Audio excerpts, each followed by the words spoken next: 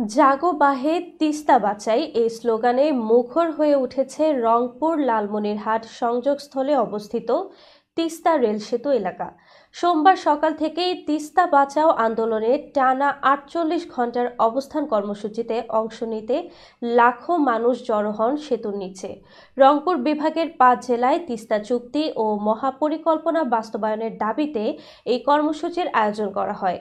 আয়োজকদের মতে কর্মসূচির মাধ্যমে তিস্তা পাড়ের মানুষকে ঐক্যবদ্ধ করে সরকারকে দাবিগুলো বাস্তবায়নে চাপ প্রয়োগ করা হবে এবং বিশ্ব পরিমণ্ডলে তিস্তার সংকট তুলে ধরা হবে।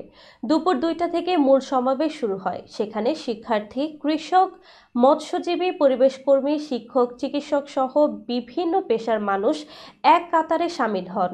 অংশগ্রহণকারীদের চোখে মুখে ছিল ক্ষোভ আর আশার ছাপ। একদিকে নদীর ধীরে ধীরে মৃত্যুর পথে, অন্যদিকে জেগে উঠেছে জনতার সংহতি।